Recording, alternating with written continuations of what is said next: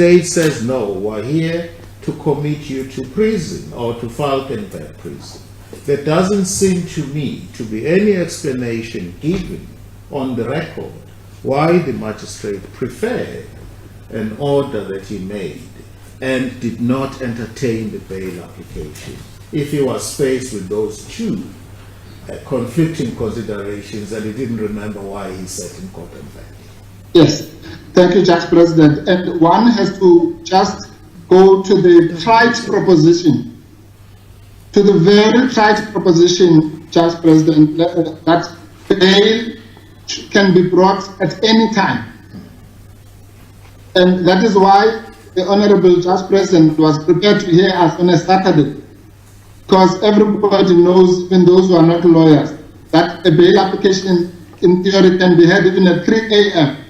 because it affects the liberty of an individual.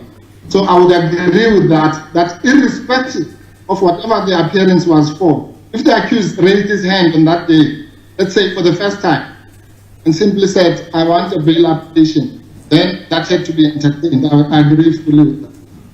Should we not, this is my second question, because I'm going to keep asking you questions, and I have no doubt my learned sister has a number of questions as well. Should we not, in interpreting Section 77, which says if it appears to the court, should we not be getting guidance from the Mental Patients Act? Sorry, the Mental Health Act, Mental Care Act. There is a provision there which relates to 72 hours assessment and subsequent provisions for further involuntary care, treatment, and rehabilitation. My understanding of that provision, an accused person who appears to be having a mental defect or suffering from mental illness must be observed for a consecutive period of 72 hours. In other words, my understanding of the section, no judicial officer can just look at you and say, I've taken a good look at you, you belong to Falkenberg Hospital. It must be based on cogent information, objective information, not on the judicial officer's whims.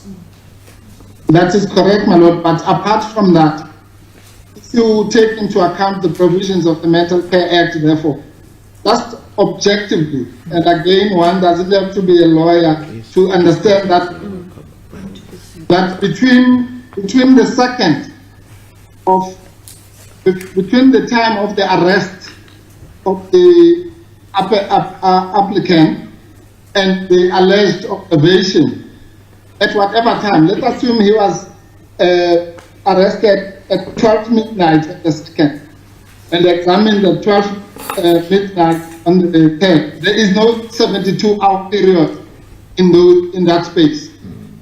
In the space between the 2nd and the 3rd, you will not be able objectively to find 72 hours because 2 days is at best 48 hours. So at that level alone, the provisions of the section would not have been met. But more than that, my lord, the words "if it appears" cannot mean that you just look at a person and make a conclusion.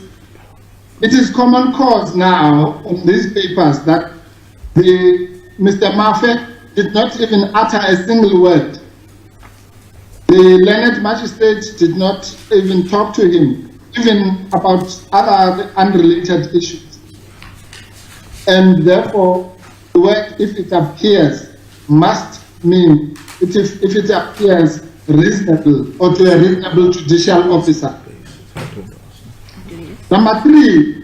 Sorry, Mr. Before you go any further, there is a question from my learned sister, so I'm trying to control the proceedings because you are not here and Joburg. Yes. Right. My learned sister has a question for you. Good afternoon, Counsel.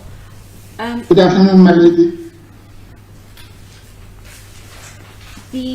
At page 64 of the bundle, there appears the single-page assessment which was done by Dr. Zandile Mafe.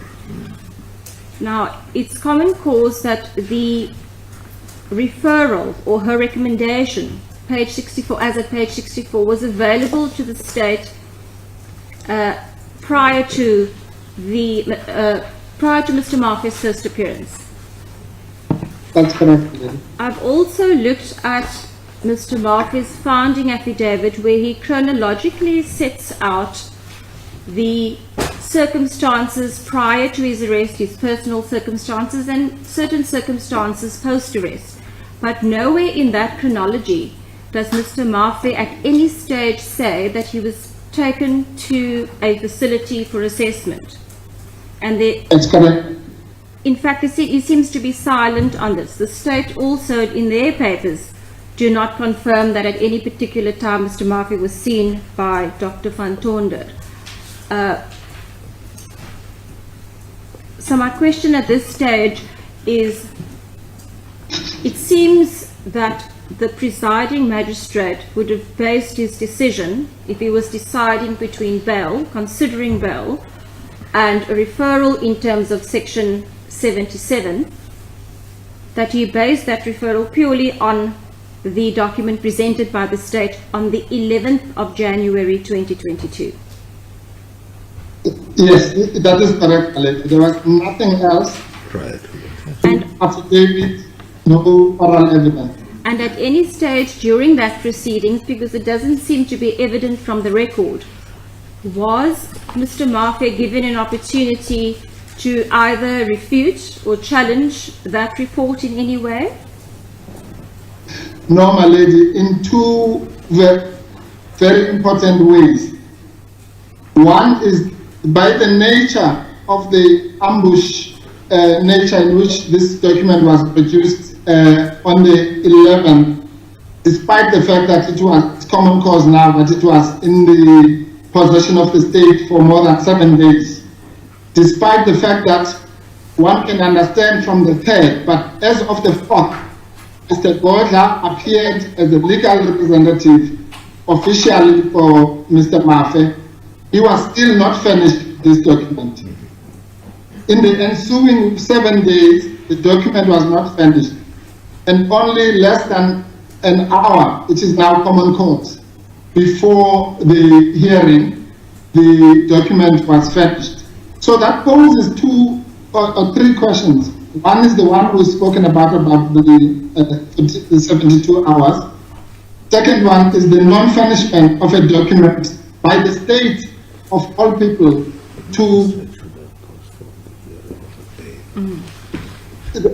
by the state to an accused who is represented. Well, in fact, even if he was not represented, it wouldn't make it better, it might even make it worse. But an accused who is represented and the legal representative is not finished the document. And the third issue goes to the core of the irregularities that we wish to address. It is, if there's something worse than a gross irregularity, then here it is. It was then impossible, literally, and I say that with no fear of contradiction, for Mr. Mafe to meaningfully refute the diagnosis, if we can even call it that, of Dr. Van Tonder. Because that would have, Mr. Mafe is not a doctor, I'm not a doctor, Mr. Gorda is not a doctor, Ms. Nyati is not a doctor. The only way Mr. Mafe would have refuted this would have been to avail to a private psychiatrist of his choice.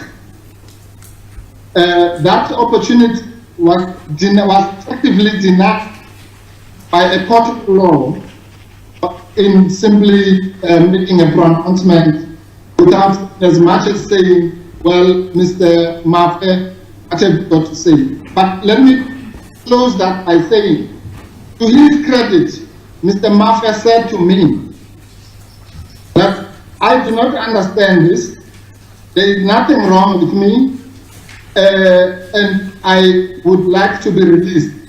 And in the discharge of my duties, I conveyed this to the court.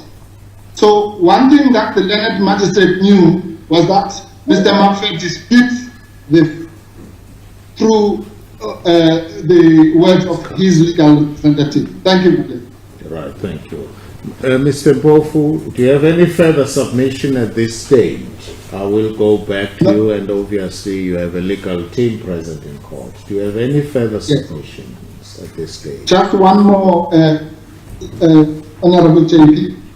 It is that from the wording of the sections that the Honorable Judge President read out alone, putting aside even the irregular and illegal with respect to conduct that we have referred to. The wording of the sections do not permit the learned magistrate to have issued the order. The words, if it appears, we have already spoken about. But the other words are in criminal proceedings. And the third one is, which is not in our heads, about the learned judge president referred to the inability to advance a proper defense. Now, those three things read together make it abundantly clear that that section is applicable in criminal proceedings.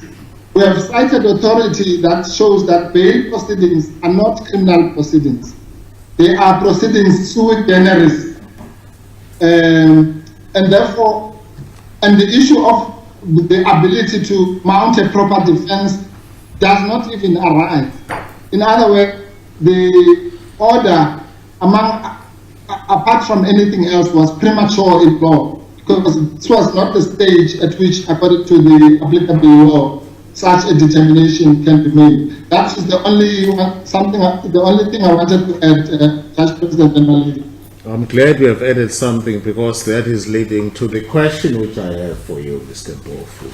On a proper application of the Plascon-Evans test, you are well familiar with that.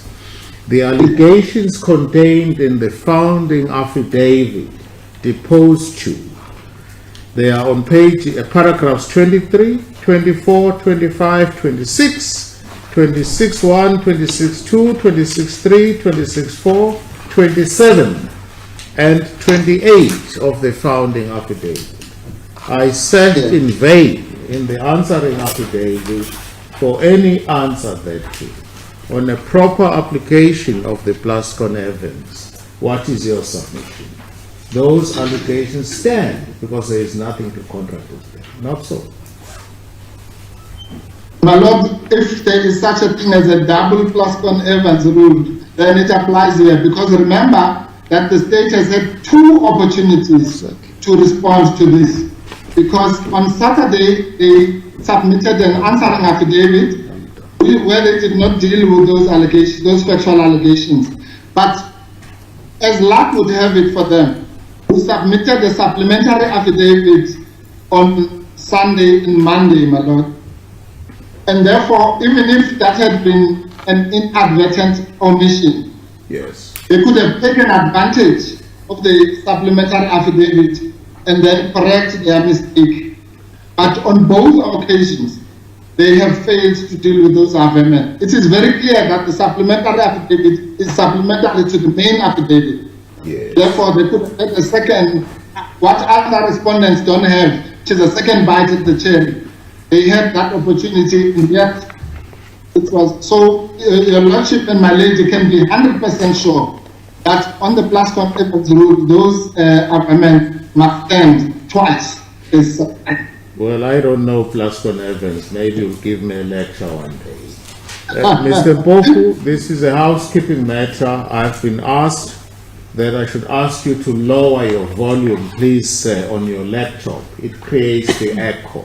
I'm not an expert. That's what I've been asked to convey to you. Okay. Let's look. Yes, I've been asked, please just lower your volume on your laptop. It creates the echo. Don't switch it off, please. Just lower your volume.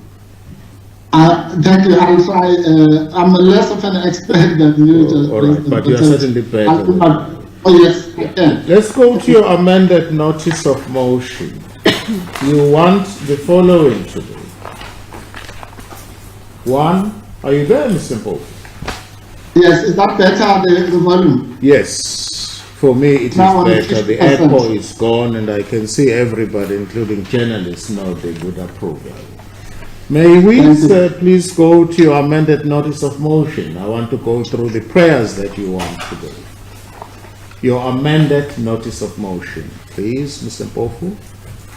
Yes, I'm there, my lord. If we are with you, you want the following. One, an order dispensing with the forms of service. In other words, that this matter is urgent. I don't think anyone can seriously contend that it is not urgent. So you want that order, that this matter is urgent. You are entitled to come to court today. Again, if we are with you, an order setting aside the referral of the accused to Falkenberg Hospital in terms of Section 77 of the Criminal Procedure Act. It should be 77 read with 78(2), an order declaring that that was unconstitutional and unlawful. You want an order releasing the accused on bail. We are not going to do that today. Obviously, in the light of the arrangement that was made, this is not a bail application. The bail application is set down for hearing on Saturday, right? This is a civil matter. Normally, you would ask for costs. Do you have any submissions to make in respect of costs? This is a civil matter. It's not a criminal matter, this application. Yes, my lord. Firstly, I'd like to say that I agree with the summation that bail is inherently urgent. And as far as prayer 3 is concerned, my lord, in line with the arrangement, we understood that to stand over until Saturday. So it's almost a two-part approach. Yes. Now, as far as costs are concerned, my lord, well, firstly, let me say, under further and alternative relief, yes, that matter can be addressed. Let me make the following submission, my lord. Mr. Mafe, as far as we appear for him in the criminal matter, in the bail application specifically, yes, we appear pro bono for him in the bail application. yes, carry on, Mr.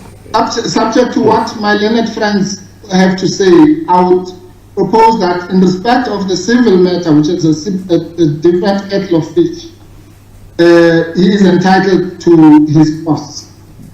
And my lord, with the greatest respect, to the extent I know, I don't have to get into details, I know that there's some fundraising efforts to assist him and so on. So we would be entitled to the cost. Oh, your lordship of course knows that if it turns out that we have to do the civil matter on a pro bono basis, ethically we will disclose that to the taxing masters and all those kinds of people. But right now, my lord, I would argue that we are entitled to a cost order on a punitive scale between attorney and client. And on the basis that, my lord, this appearance, your lordship has already made the ref to Plascon event. It is not clear why the matter is being opposed if the factual amendments are common cause, as set out by Mr. Mafe, and the law is understood to be, as was confirmed Mr. Helder Bloom in his own affidavit as a representative of the state. Then what I would hear, my lord, once the Honorable Judge President had alerted the state to the deficiencies, the inexplicable deficiencies in this referral, then a reasonable state that cares for the liberty of the person as guaranteed in Section 35 of the Constitution would have, even if mistakes had been made, we all make mistakes, they would have then realized that this is a completely irretrievably illegal referral. And yet they have persisted, and we are here today wasting the time of court. In all that period, Mr. Mafe is sitting legally at Falkenberg, and he has not had an opportunity let alone bail. He has not had an opportunity to apply for bail. This is now the day today is the 17th, my lord. Man, as the lordship pointed out, was arrested on the 2nd. So more than 2 weeks, he has had not an opportunity in a democratic state to simply say, I want bail, and be denied or admitted to bail. What is that, my lord? That is not the behavior. That behavior, the court has frowned seriously upon such behavior on the part of the state. And the court cannot take a whip and do anything to the state. The only instrument in the hands of the court is a punitive court order. And I would want to add, my lord, some words should be added to the punitive court order so that in the future, this kind of abuse of human rights should not be seen in our courts. Finally, Mr. Mpofu, you are not seeking an adverse court order against the magistrate, Mr. Mbalo. The reason being, Yes. he is not opposing this application. He has said he will abide by an order of court. Am I right, sir? That's correct, my lord. Right. And also because we've made the point specifically that under the grounds of review, we do not rely on bias or malice Yes. or any of those kinds of things. It's a pure irregularity. Therefore, we will not seeking first circuit. Finally, if Mr. Mpofu, we are with you, that this order should never have been issued in the first place. We cannot sustain lawfully the detention of Mr. Market in Falkenberg Hospital. He will have to be transferred therefrom, not tonight, it's not practicable, and perhaps first thing tomorrow morning to a normal correctional service facility. That is correct. Until, sorry, President. Mr. Mpofu, until the hearing or the outcome of the hearing of the bail application on Saturday. Am I right? That is indeed so, Honorable Judge President. And as I remarked to my learned friends, on a lighter note, my learned friends from the other side, that much as I would have liked him to be in the more comfortable situation of Falkenberg, but that hospital cannot hold him unlawfully. And once the order has been set aside, your logic is quite correct. Then the logical legal consequence is that he must await his bail application in the Portsmouth In Correctional a Facility. normal detention correctional facility. Thank you very much, Mr. Mpofu. If necessary, we would, or perhaps for the record, there is a medical certificate here addressed to Ms. Poison relating this by Dr. Jagalaksha, relating to the condition, to the fact that the accused has unfortunately contracted COVID-19. He is being isolated for 8 to 10 days. I think I should mention that for the record. Right. Thank you, Mr. Mpofu. If necessary, we'll get back to you.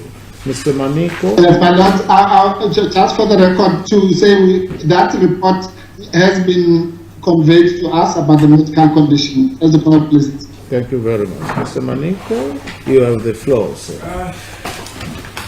The first aspect which I wish to deal with is the issue of the lawfulness of the referral. Papers are quite clear that you can, they are attacking the rationality of that order, the reasonableness of that order. Now, the basis of the order is, of course, the one-pager, the cryptic note that was provided by Dr. Van Tonder, and that was used as the basis for the referral. Now, I'd like to draw the court's attention to a unreported matter, State versus Gali. It has, however, been captured in Juta's unreported reports. I do have a copy of the article and Yes, kindly finish us with a copy, Mr. Maniko. Thank you. I just want to make sure the annotated one is not given to the court. Whose judgment was that? Which court? This is a judgment of the Eastern Cape Division in Before Judge Arthur and Van Sales. Right. So it's 2 judges, yes. My Lord, this was also a review judgment, and while the points rather favor the applicants, I'd like to draw the court's attention particularly to paragraph 17, 18, 19, and 20 and 21 of that particular judgment. Yes, What it in fact reiterates or perhaps strengthens perhaps the applicant's case in this matter is that there should not be scant information before a magistrate considering a referral. The court emphasizes the seriousness and the serious consequences of such a referral. Now, where the state would perhaps have to agree with the applicants is that the one-pager by the doctor was perhaps insufficient. Perhaps more could have been made by defense counsel with regards to their rights to challenge that particular document. But what the Honourable Court in that particular matter said that there should be a medical and factual basis for bringing for such a referral. In fact, Mr. Maneko, a case in point is that referred to by your learned opponent, Mr. Bovu, in his heads. I've read the entire judgment by copy. Yes. The case of State versus Lupuan, reported in 2014-1, page 503, especially page 508, paragraphs 14, read with paragraphs 20, page 509. That makes it demonstrably clear. That's a case in point. Let me tell you one thing. Perhaps I would invite your comment. Let's say you're a judicial officer. You are faced with this. Matter was postponed.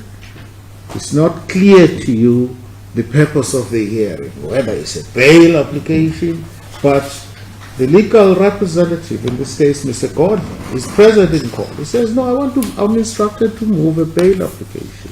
Don't you think, with the benefit of hindsight, the wise thing for the judicial officer to have done was, number one, to postpone the proceedings and give Mr. Gordler and his client an opportunity to move the bail application, rather than going for a sledgehammer whereby the accused is diverted from the mainstream bail application line, condemned to Falkenberg for at least 30 days.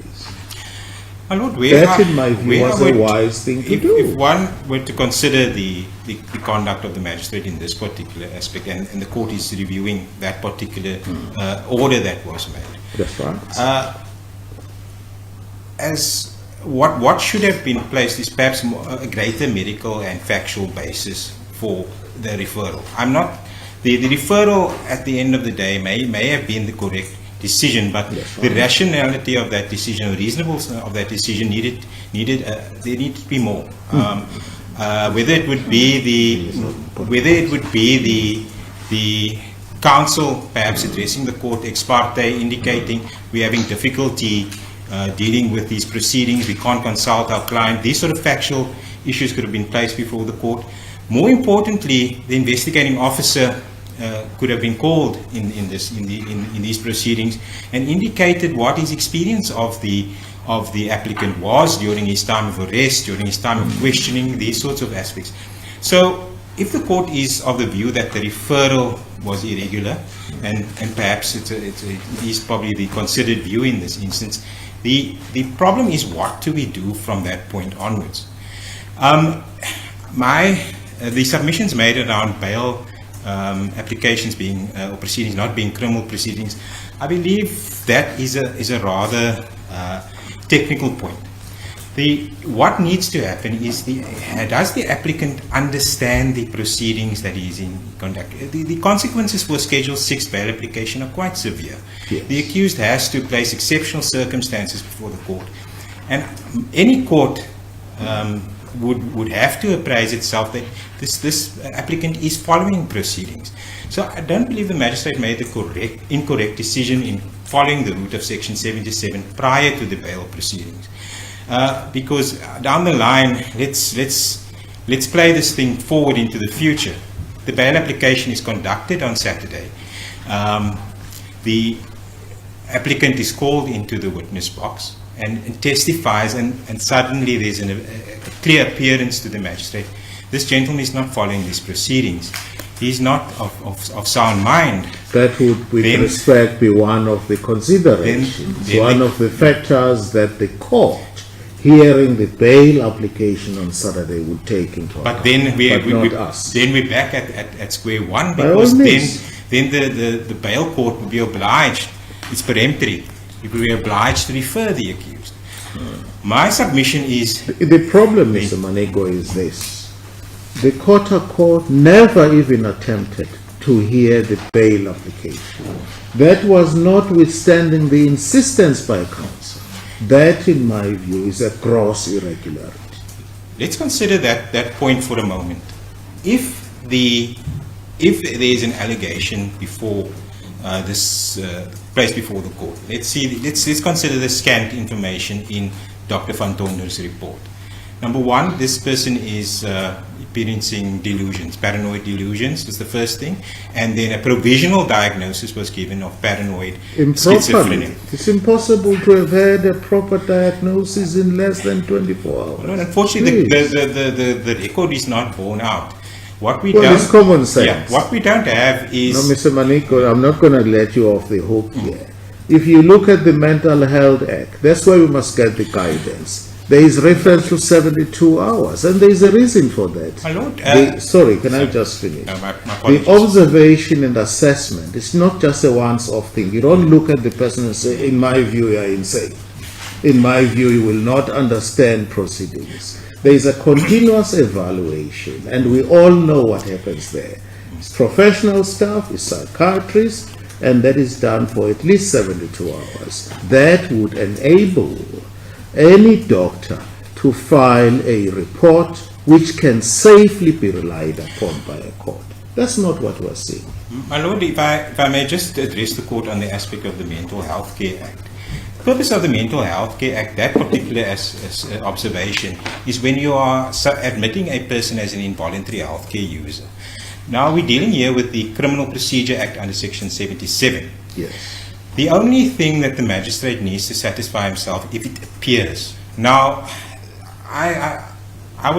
the only question can really be is the rationality of that decision. Was there sufficient, did it appear sufficiently to the magistrate? Would it have been irregular for a magistrate to ask a couple of questions to the accused? No. Good morning, how are you, sir? If the accused says, go to hell, then you know you're dealing with a lunatic. No, exactly. And that didn't happen yet. so- He did not even greet the accused. So we get to the point, if the court views those proceedings as being irregular, what is the remedy with respect to those proceedings? The Now, I remedy defer- that I would propose is the following. Set aside these proceedings. Once we come to the conclusion that the magistrate acted unlawfully, the accused cannot be detained with respect pursuant to that order. Does not necessarily mean that the accused is going to be released. He must then bring a formal bail application. And nothing stops the state, Mr. Manigo, from instituting the same proceedings, but it must be done lawfully and properly. That's all we are saying. It can be done at any stage during the trial, and normally this is done by the defense. My lord, if I may propose an alternative remedy to what the court has suggested. The setting aside of the proceedings, not really, I don't really have an argument there. What I do, however, suggest that the court look at the case of State versus Ramakoka, which is a reported decision. Ramakoka, not Ramaphosa. Yes, it's 2006 Yes. to SACR 57W. It's a Waterstrand decision. I do have copies as well. Fortunately, my lord, I was forced to prepare on short notice in this No, matter. it's entirely understandable, But I and the will court hand a is copy. grateful to you. I will hand a copy up to the court and to the defense. What was decided in that case, Mr. Manigo? My lord, it's not really a case in point. What was of relevance in that particular case was that an irregularity occurred in the referral in terms of section 77(1). It was more based on the form of the referral, where the magistrate had referred to a clinical psychologist, and where an error was made by the magistrate in the referral.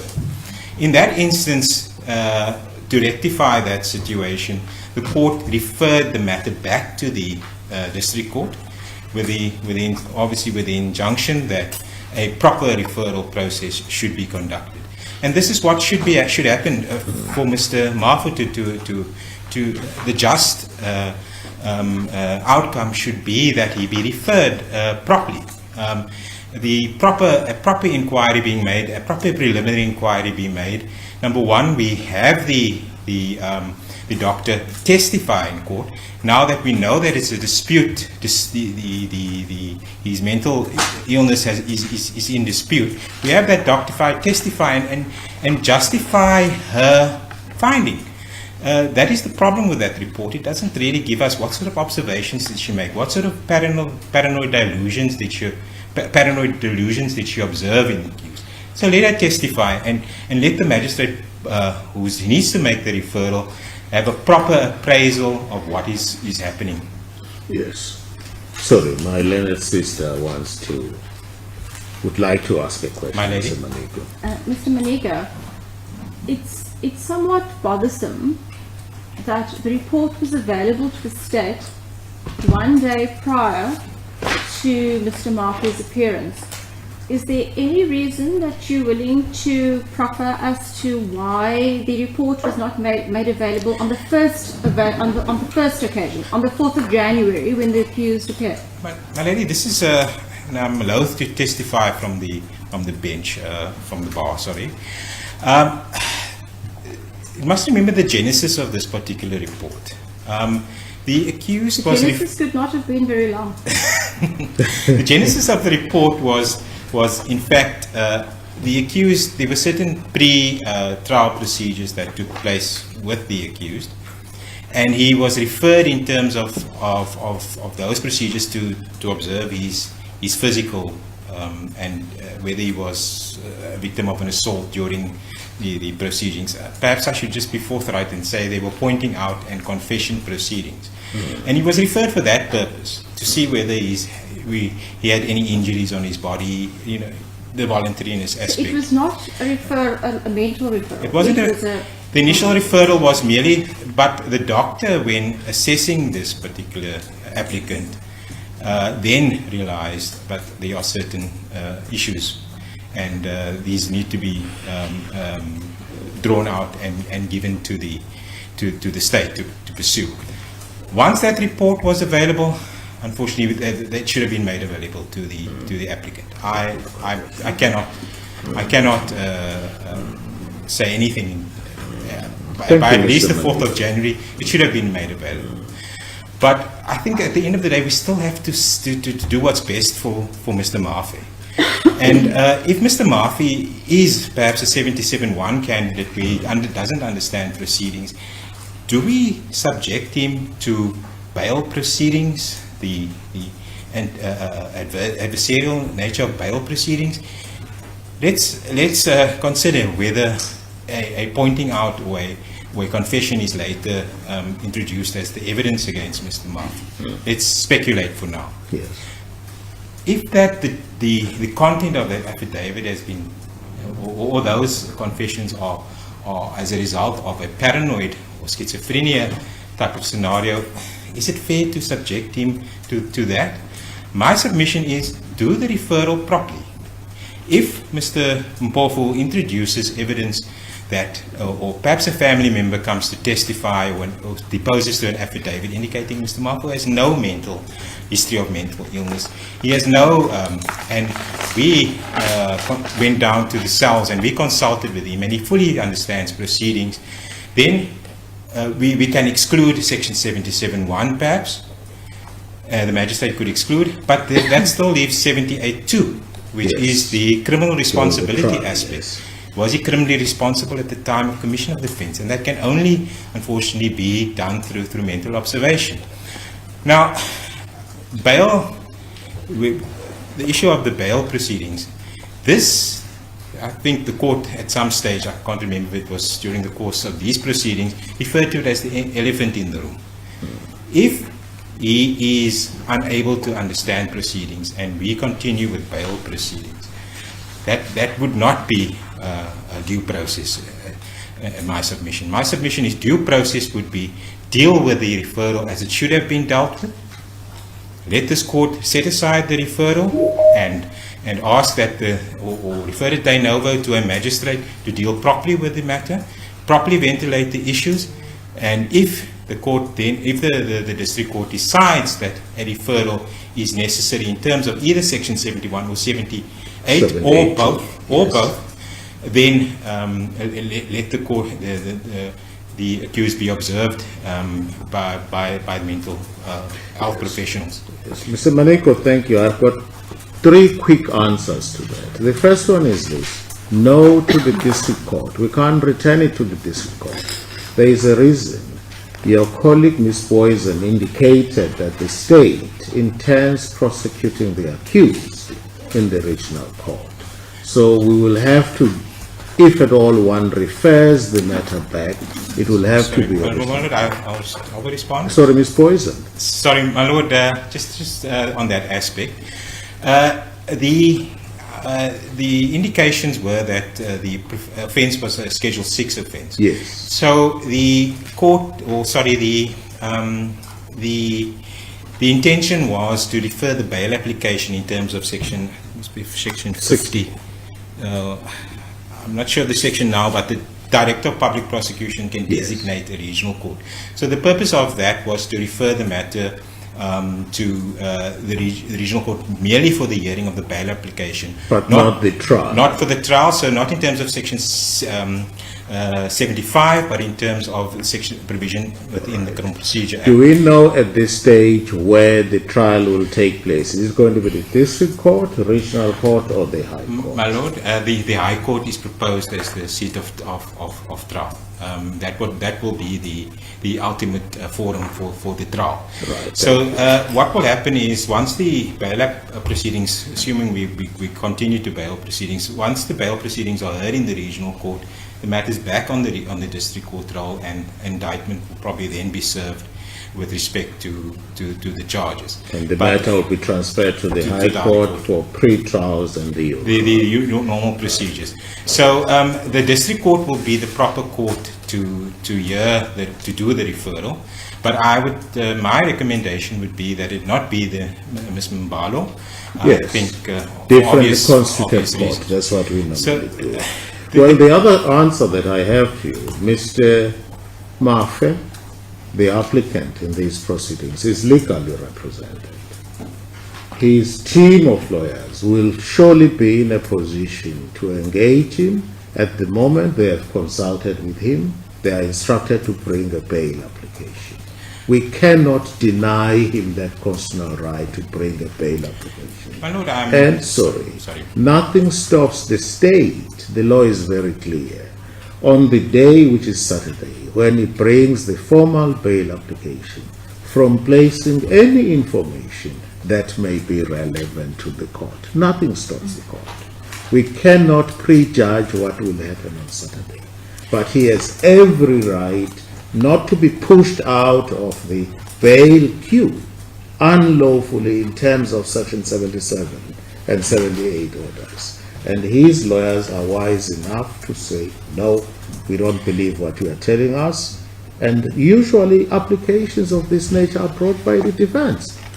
Mr. Booth does that all the time, and other defense lawyers. My Lord, obviously the wisdom of bringing an application of, well, that's why we have counsel and junior counsel. The wisdom of bringing an application when you're not sure whether the accused can then understand proceedings, I suppose that will probably be dealt with at the bail application. Well, I will take his word for now. He says he's not mad. He knows what was doing, and that was conveyed to the court by Mr. Gordner and by Mr. Both. Who on their own argument are not doctors, my Lord. But my submission, my Lord, is that the court, if the court sets aside this order, that the court just when the court refers this matter back to the district court for the referral proceedings, that it be conducted properly. That is the only aspect that the state wishes to emphasize. No, I understand that, but And then- you understand where I am certainly coming from. The effect of doing that would be to continue to marginalize the accused, for lack of a better word, to push him out of the bail queue unlawfully in circumstances where he says, I want to move a bail application. And it's his constitutional right. My lord, it's constitutional right, and Would you like to address the court on the issue of cost? My lord, is the a issue of civil cost. Let's just look at the history of this particular matter. It started out as an urgent bail application. I think that was contrary to your directives, an urgent bail application was placed before the court. There's a clear practice directive from this division indicating that the court will not entertain bail applications on the High Court roll. That stems directly from the Criminal Procedure Act, because Exactly. we don't have original jurisdiction. We only hear appeals. So now judges. you must then recall the state's attitude then, having full knowledge of the Criminal Procedure Act and the practice directive. The state was obliged to oppose an application brought on that basis. It was then that this application was morphed into a review application, but justifiably so when one considers The order made by the court of yeah, law. so it morphed into a review. But now remember the prayers in this amended notice of motion. The prayers were for the referral, which the state is setting aside of the referral, which the state is not generally opposing, but then asking for the accused to be admitted to bail. The state was obliged once again to issue a notice of intention to oppose, and the court has dispensed with that particular issue of the bail application. This court cannot entertain a bail application. The court can only look at reviewing the decision of the magistrate. So to penalize the state on a punitive or attorney-client scale would not be correct. I would submit that no order as to costs should be made, because we opposed an application which was incorrectly brought in both sets of papers. So it would be unjust to Perhaps punitive cost order would be too much, unjust. But what about the normal cost order? The rule is that a successful party is entitled to his costs. And Mr. Mafe, undoubtedly, if we rule in his favor, he will have succeeded on the review application. You would have partially succeeded, my lord, but not fully, because he raised the issue of, once again, of the bail application, that he be remitted to bail, which engendered the state then to oppose the second application as well. Yes. So Thank just you. to sum up, my lord, my submissions finally are that, number one, that if this order is set aside, that the matter be remitted to the district court, and that to conduct proceedings in terms of section 77(1) or 78(2) of the Criminal Procedure Act, and hopefully conducted this time properly. If the bail application then should continue, my lord, it's of course the state to raise this particular issue once again at the bail application. The other problem now is that the order that he be detained at Valkenburg would now no longer be applicable. So the logical place then would be a referral to Paulsmoor. The only problem that we may have is that Paulsmoor will require that the accused be isolated because of his positive COVID test, which would take his period of isolation, according to their calculation, Paulsmoor's calculation, to the 24th of the month, which would, I think, take us beyond the 22nd. So that's just a logistical consideration the court may need to consider. Whether we can, I don't think bail applications at this stage, whether it can be done virtually. But those are the logistical Anything is considerations. possible these days. But those are the considerations the court may need to consider, and I hope counsel had no contact as well. So, but those are some of the the considerations that the court may need to consider logistically in terms of the hearing of the bail application. But if the court rules that the bail application should continue, the state is more than ready to oppose that the application for bail. Yes, perhaps it's something that Mr. Mpofu and the legal team should consider, given the developments that have taken place, i.e. Mr. Mafe is indisposed, whether the date that has been agreed upon in the light of the requirement that he must isolate, whether that date is fine. Right. Remember where we come from. Once we pronounce that the detention is unlawful, we cannot authorize further detention. We can't, unless the parties have fixed a particular date, bearing in mind what is going on.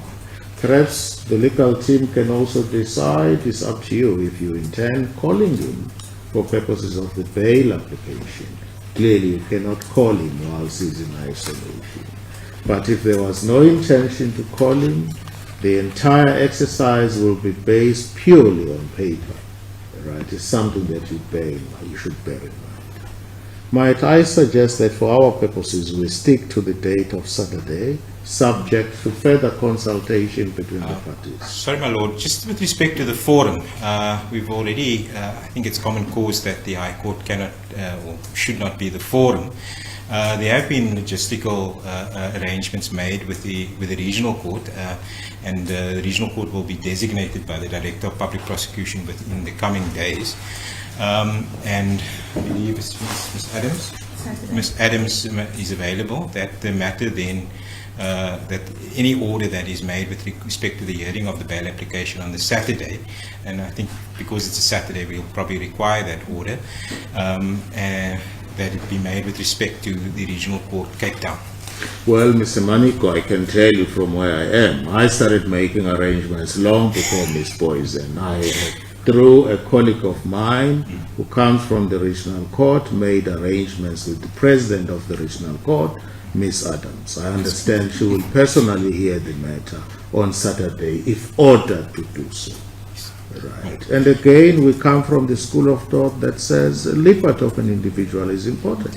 I would prefer to leave the day of Saturday subject to whatever developments that may occur. But we just can't afford to keep Mr. Mafe in prison. It is unlawful. Without an order. Thank you very much. Mr. Mpofu, are there any aspects that you would like to deal with, sir? Yes, Judge President, I'm indebted to the court. Sorry, I have junior counsel here as well. Is there anything you would like to add? Ms. Nyati, Mr. Gorda?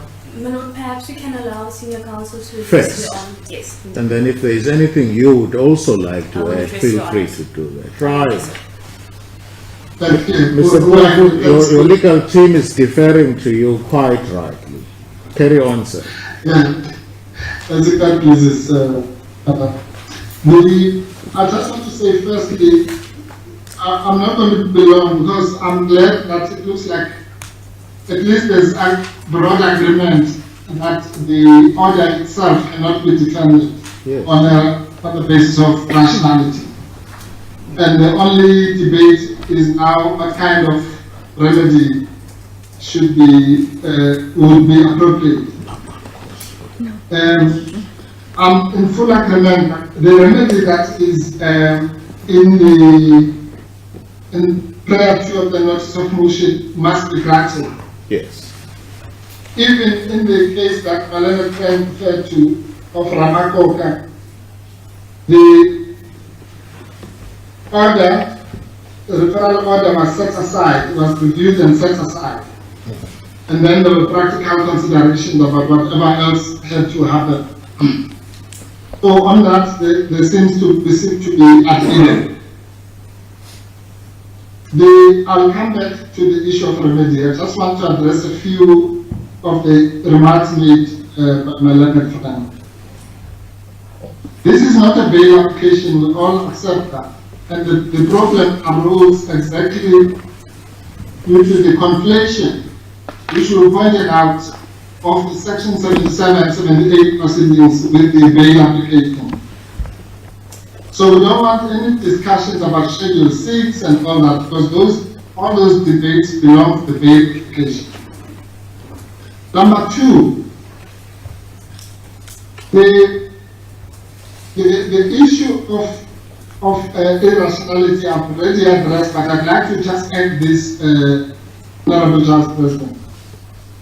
We have here a state that came to court on the 11th of January, it's common court, armed on this hand, armed with a Schedule 6 certificate, and on the other hand, armed with an alleged medical report under Section 77.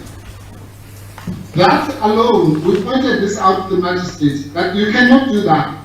You can't say I'm adding a charge to the very same person that you are saying is not mentally fit. What kind of absurdity is that? If anybody is paranoid, schizophrenic in this connection, it is the state.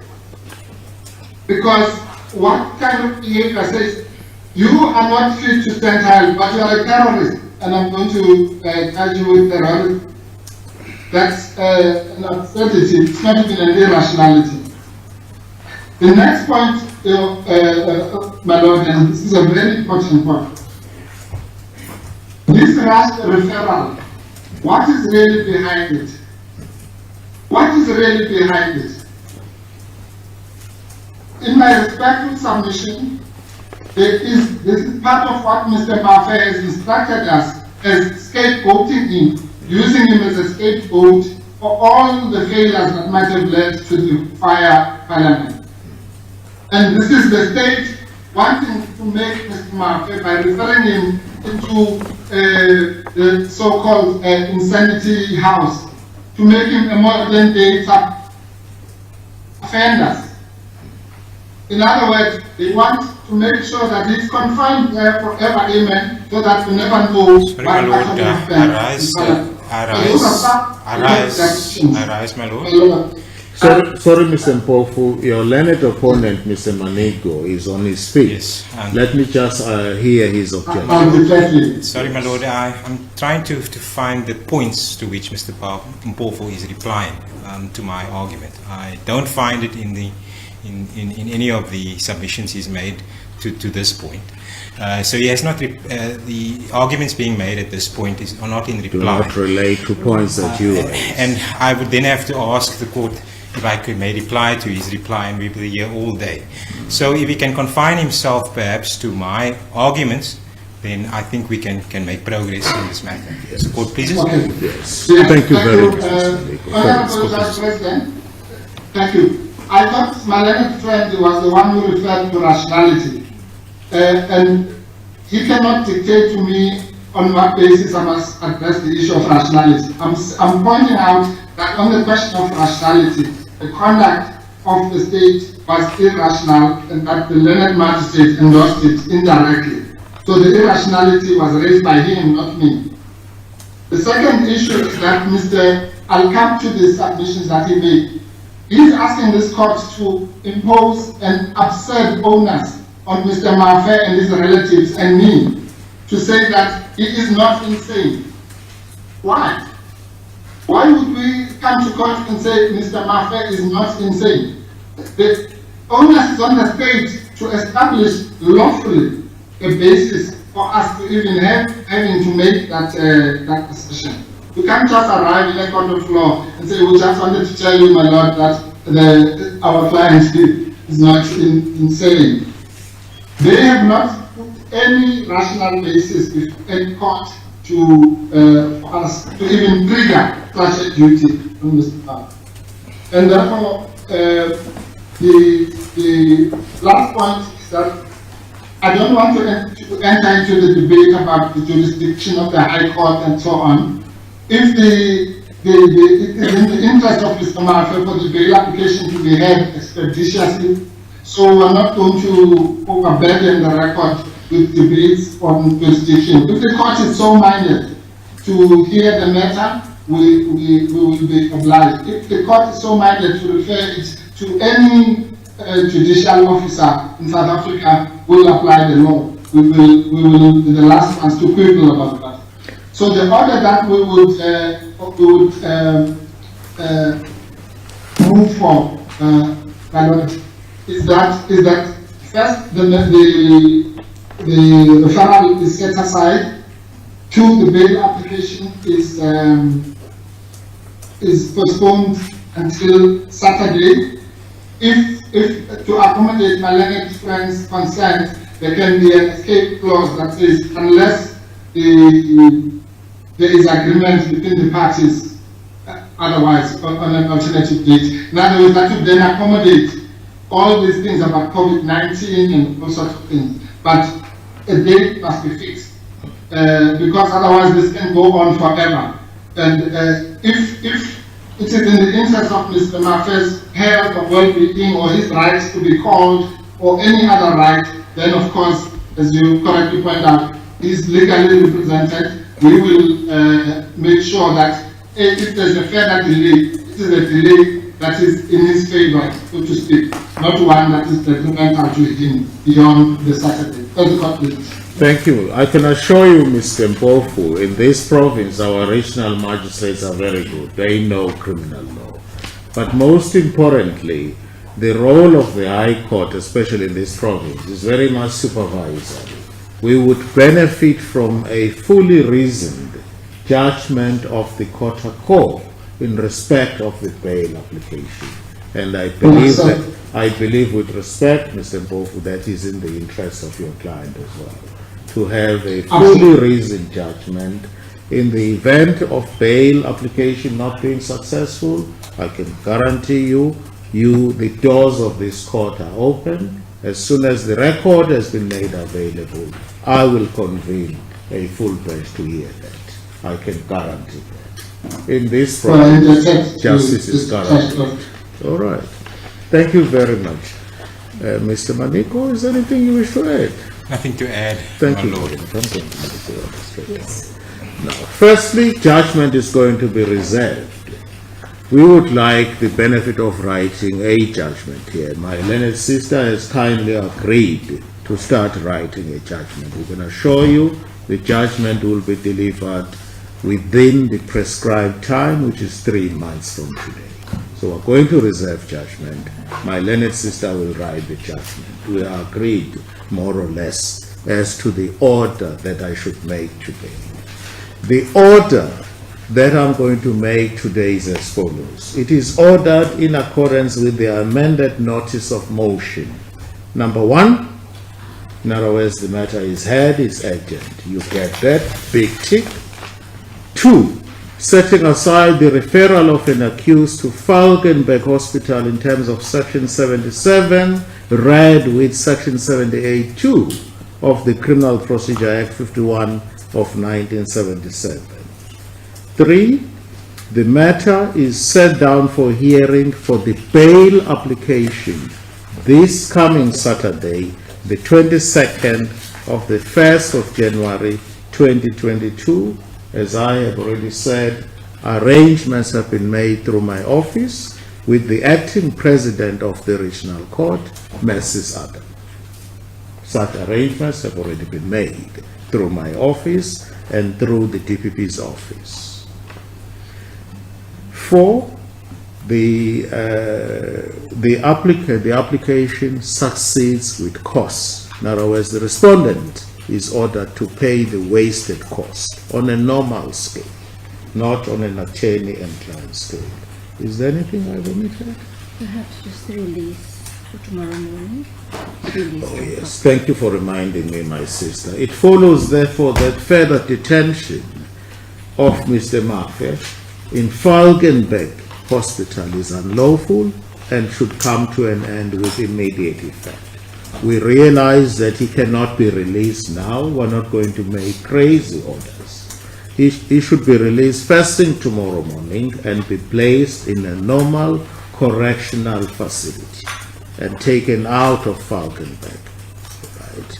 that order was made improperly and unlawfully. My Lord, just on a housekeeping or administrative note, we will the Portsmouth Correctional Facility will require a warrant of detention, J7.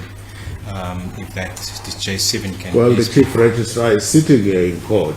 If that can just be facilitated. Sorry, Mr. Manager. Just to be clear, that the cost order only in respect to first respondent?